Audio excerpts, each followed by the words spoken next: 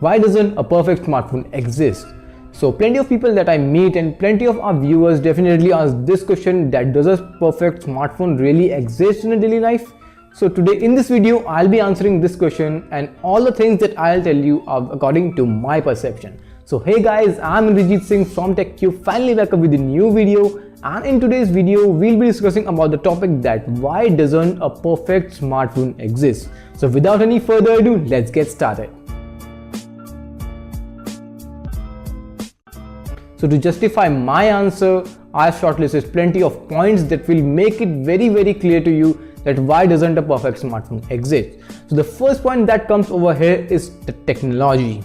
Now, let us take an example of late 2015. In late 2015, a concept was introduced in the smartphone. It was a non-removable battery.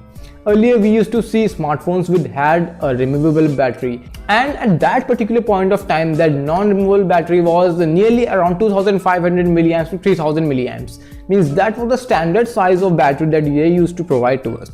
But after the introduction of non-removable batteries, we even saw the smartphones that have 5000 milliamps of battery and even more. So this was also a pace of technology, and as we all know, technology is progressing very fast. So after the non-removable battery, we saw the dual cameras, the introduction of hybrid SIM slots, then the fingerprint sensor, then the face unlock, the notch display, the triple camera, and now even the quad camera. So the gist of this particular point was that as technology is progressing, the features in the smartphones are changing. The second point that comes over here is the budget.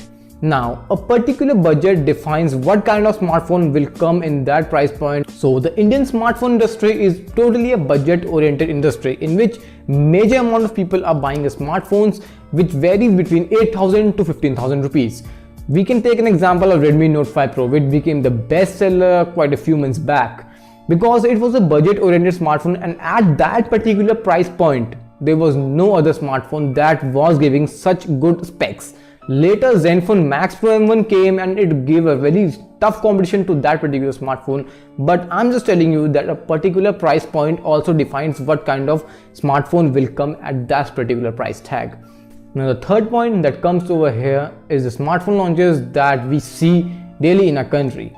Now, let's take an example. I just read about the Galaxy M series that Samsung is going to introduce in our country, and even the rumors, not even the rumors, the Samsung CEO itself has said that it is totally a budget oriented series which will come from a price tag of approximately 10,000 rupees and it will go up to 20,000 rupees.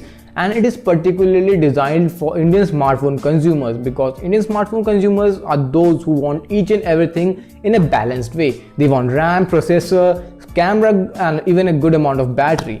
So keeping all these points in mind, the Samsung Galaxy M series is designed. So this was just an example of the smartphone launches that we see in our country. So since there are a lot of smartphone launches, so each and every day a smartphone is coming which has some amount of specs which are great as compared to the previous one.